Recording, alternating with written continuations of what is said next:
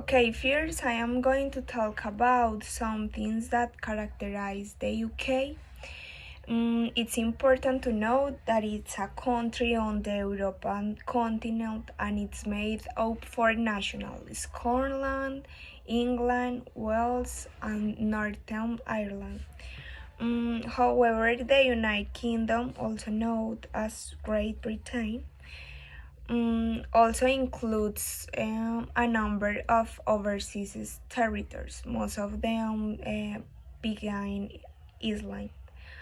The English language has become the universal lingual. It's the first language it's national, such as the United States, Canada, Australia, or Great Britain itself. But it's started throughout the world. After Chinese, is the language with the largest number of speakers. Traditional British cuisine doesn't use a special as a condiment for its part, but the modern cuisine doesn't. It's due to the gastronomic influence of India. Then vegetables are generally just cooked. Cereals are often found. About traditional dishes have very ancient roots, such as the making of bread and cheese, dried meats, fish from the sea or rivers, all mixed with chili peppers from North America, specials and curries from India, to the fried ones based on Chinese and that cuisines. Next, I am going to talk about some of typical foods in UK. First one is fish and chips that is traditional from the port of Wilby in Yorkshire. Second is English breakfast that it's typical English breakfast considering of one or two grilled eggs with bacon, mushrooms, sausages, tomato, toast, something beans, and back pudding. Other is dower sole, one of the typical foods of the United Kingdom, is most precious fish the England that the several fidget.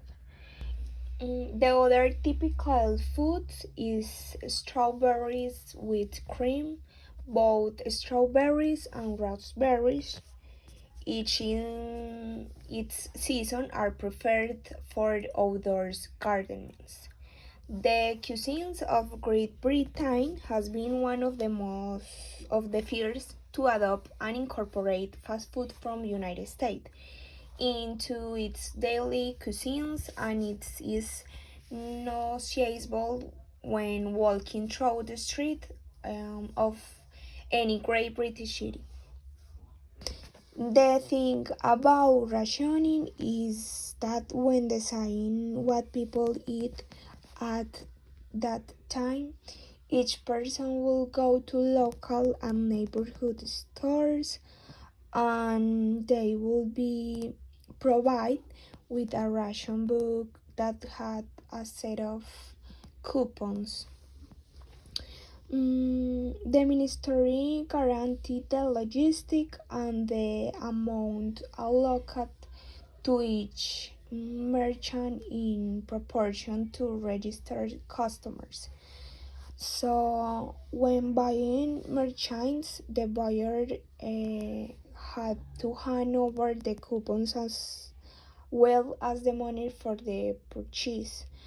On January 8th, in 1940, bacon, butter, and sugar began to rationing. These foods were followed by meat, tea, jam,